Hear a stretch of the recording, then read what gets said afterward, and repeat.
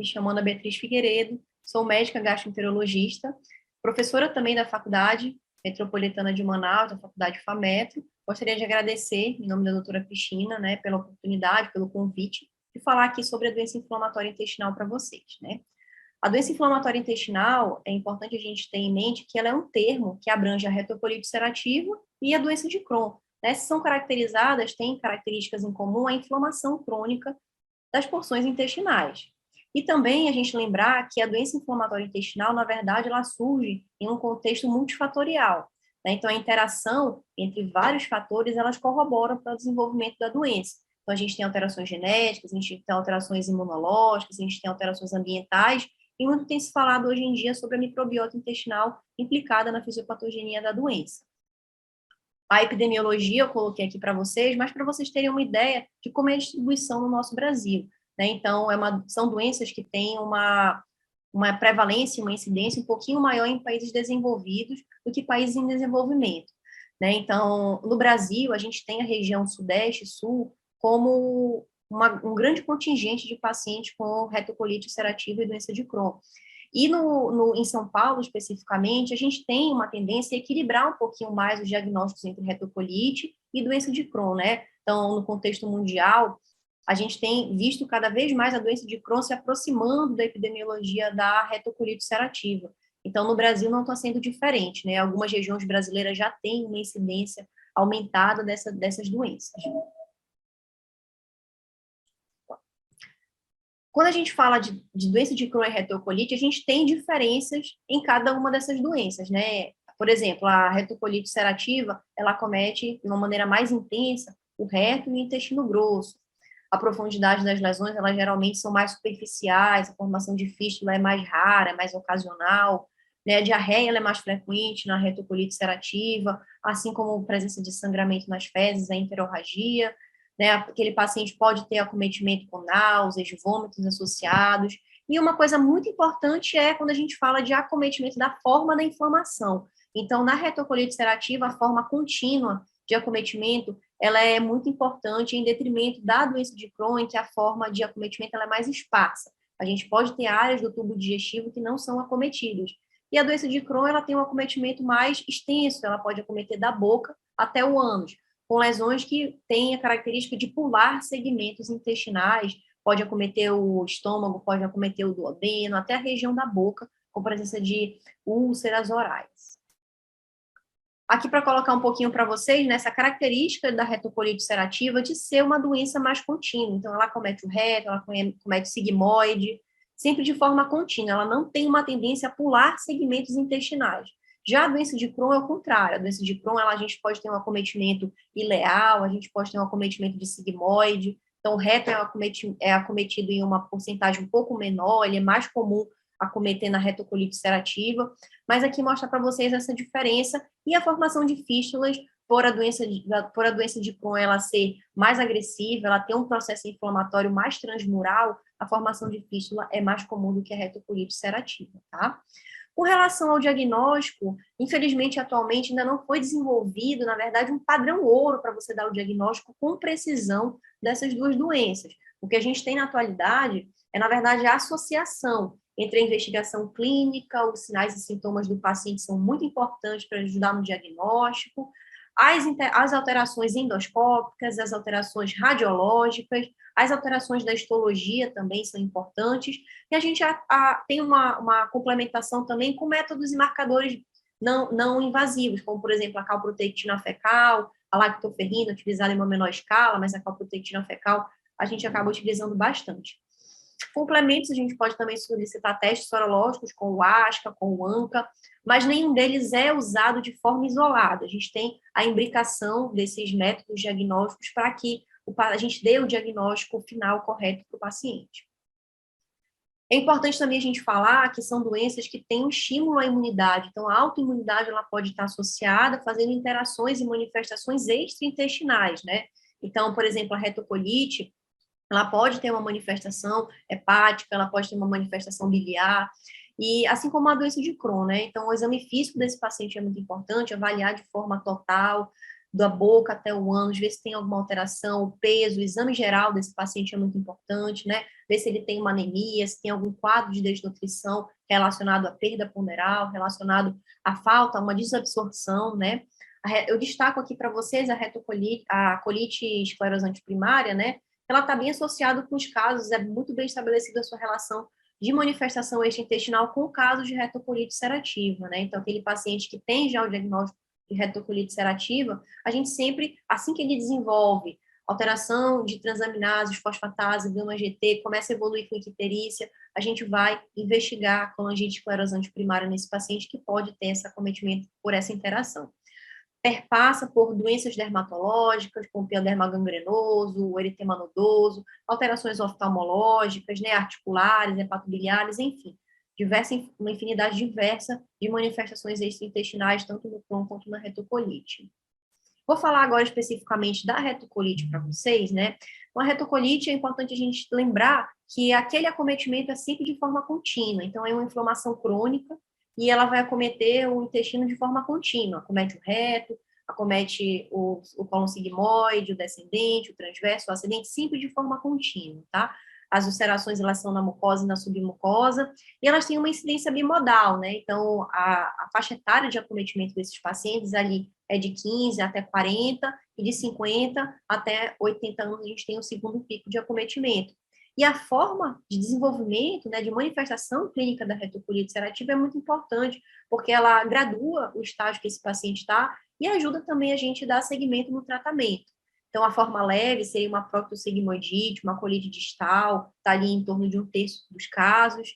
Aquele paciente vai apresentar cerca de 4, 5 evacuações ao dia, com sangue, presença de muco, cólicas leves, tenesmo, e muito importante aqui que eu quero ressaltar é que não é um estigma o paciente ter apenas a diarreia. Então, períodos de constipação podem perpassar por períodos de diarreia, e a gente, às vezes, quando não é capacitado para dar o diagnóstico, a gente dizer que esse paciente é excluso da retocolite ulcerativa, só que não. Então, a gente precisa também ter isso daí em mente, que não apenas é a diarreia que vai ajudar a estar auxiliando nos sinais e sintomas do paciente para o diagnóstico. A gente pode ter períodos de constipação também.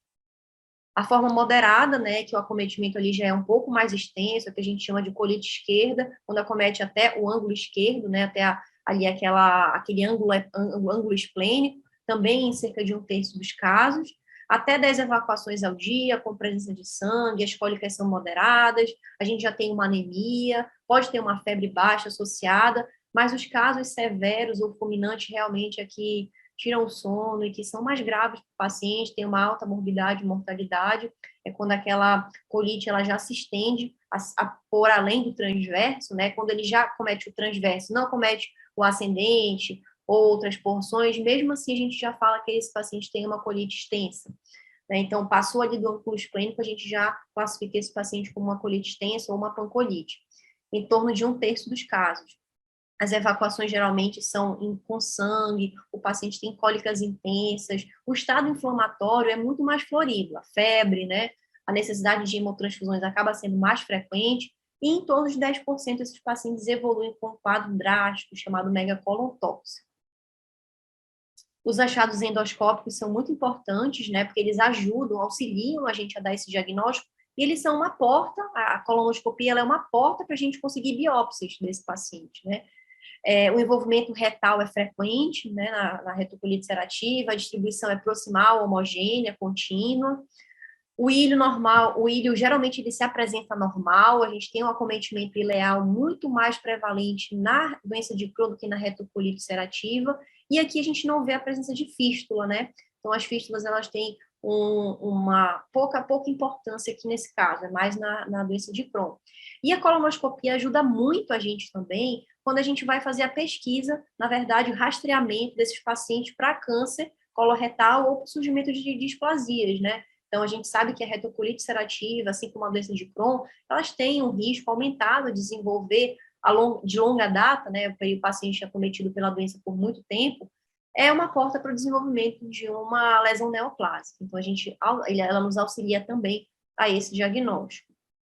A gente tem diversas alterações, a gente tem friabilidade da mucosa, pseudopólipos, erosões, úlceras, enfim. Os achados que o endoscopista vai passar para a gente são muito importantes.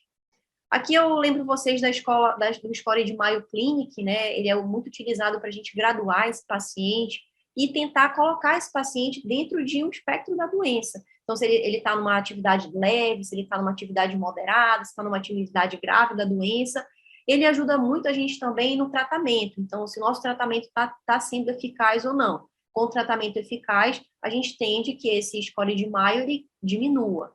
Então, o score de 12, ele é um paciente que tem uma atividade muito grave da doença, e ele leva em conta a frequência evacuatória, sangramento retal, os achados do endoscopista e uma avaliação global do paciente também, é importante.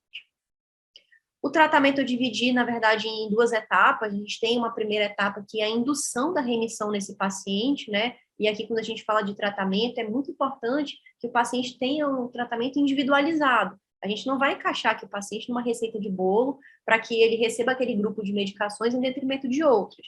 Aqui não, tratamento de cada paciente e de cada paciente. Primeira fase, a gente induzir essa remissão nele, né? Os corticoides utilizados via oral ou endovenosa são perfeitos para isso. A segunda etapa seria a gente tentar manter essa remissão do paciente, fazendo com que ele evolua com o menor remodelamento possível. A gente tem a proctite leve, a moderada, que os medicamentos utilizados, a gente utiliza a mesalazina, supositório. O supositório ele tem uma resposta melhor por ele estar associado diretamente àquela mucosa do que o medicamento oral. Às vezes ele vai sendo degradado ao longo do tubo digestivo, ele já chega a uma porcentagem muito mínima naquela lesão que é distal, por exemplo. Naqueles casos refratários, a gente pode, inclusive, fazer a associação com alguns imunossupressores, e a azatioprina é o principal deles. Lembrar sempre que o corticoide ele deve ser feito em ciclos de desmame, tá? A gente não vai querer trocar, substituir uma doença por um grupo de doenças causadas pelo corticoide, tá? Na colite esquerda, leve a moderada, a mesalazina tópica tem o seu local, o seu espaço, juntamente com o uso da mesalazina oral, numa dose maior, de 2,4 gramas ao dia. Em casos refratários, a gente costuma fazer essa associação de ciclo de desmame do corticoide com a azatioprina, né? Naqueles casos que já evoluem com gravidade, a gente tem uma opção terapêutica, que é a associação do corticoide oral com mesalazina, e às vezes com a azatioprina, com o imunossupressor, e infelizmente naqueles que não respondem, que tem uma falha ao uso do imunossupressor e a terapia corticosteroide, a gente utiliza a terapia biológica. Então, quando a gente fala de biológicos, a gente tem diversos, a gente tem infliximab, o adalimumab, o vedo, o ustekinumab, e atualmente surgiu a terapia anti-JAK, o tofacitinib, mostrando bons resultados. Na colite extensa, por ser uma doença mais grave, a gente tem que ter uma terapia mais grave nesse paciente. Então, acaba que a gente já de cara acaba evoluindo para um medicamento biológico, então, seja ele infliximab, o adalimumab, o tofacitinib, dependendo do paciente. Os casos graves, a gente costuma indicar a cirurgia, né? Então, lembrar que a cirurgia ela não é uma regra, então, na verdade, ela deve ser uma exceção, tanto na retocolite quanto na doença de Crohn. Então, a proctocolectomia total, como a anastomose ilioanal em bolsa, pode ser uma boa escolha naqueles pacientes em que a doença tem refratariedade e é bastante grave. Lembrar um pouquinho agora da doença de Crohn, né? Então, a doença de Crohn tem esse acometimento da boca até o ânus de uma forma descontínua. Então, a gente tem áreas polpadas, a gente pode ter o esôfago, o estômago, o duodeno, pode ter um cólon isoladamente acometido, o envolvimento do reto em uma porcentagem menor. E aqui é muito característico o desenvolvimento da doença com fístulas e fissuras, né? Aquele paciente que tem dor ao defecar, tem dor anal, tem urgência, drenagem de secreção purulenta. Então, é muito importante a gente ter esses pacientes, dependendo do espectro, dentro dos sinais e sintomas. Os aspectos endoscópicos, né? Aqui eu coloco a ileocolonoscopia como principal exame. Então, a ileocolonoscopia, com a entrada do aparelho pelo endoscopista no ilho, é fundamental. Então, a gente, na primeira endoscopia, é a endoscopia mais importante do paciente, porque a gente vai ver o ponto zero desse paciente. Então, as úlceras, elas geralmente são úlceras mais profundas, como a gente pode ver na foto, úlceras extensas, com esse leito aqui repleto de fibrina. Aqui a gente vê um orifício fistuloso, né? Então, podendo ter essa drenagem de secreção de sangue, de pus. A gente tem que fazer uma investigação complementar desse paciente no resto do tubo digestivo para ver se não tem outros locais acometidos. e as úlceras elas são sempre multiformes, pode haver a formação de estenoses. Então, a mensagem aqui fica de que a gente sempre deve orientar o endoscopista e lembrar, ver no exame se foi entrado no ilho e o quanto do ilho foi percorrido pelo aparelho. Outra alteração muito característica, pode estar presente na retocolite, mas na doença de Crohn é muito mais característica, é o aspecto em pedras de calçamento. Aqui a gente consegue ver essas pedras de calçamento que são lesões, né, áreas inflamadas em permeio de áreas sadias. As úlceras, elas são profundas, elas são geralmente transmurais, acometem toda a parede intestinal, são geralmente mais graves, e ela tem uma tendência a não acometer o reto. Tá? Então, é muito importante a avaliação desse ilho, porque na maioria das vezes ele está acometido. Quanto ao tratamento, né? Então, na doença de Crohn, a gente tem duas estratégias de tratamento. Então, a gente tem uma estratégia chamada top-down, que é um tratamento inicial mais agressivo, mais intenso, e um tratamento mais conservador, que é o que a gente chama de step-up. Então, a gente tem esse modelo piramidal, em que a gente começa da base no tratamento step-up até o ápice, que é a cirurgia. Então, a gente pode começar com derivados de 5-ASA, com corticoides em ciclos de desmame, imunossupressores, passando por biológicos e, como último estágio, a cirurgia.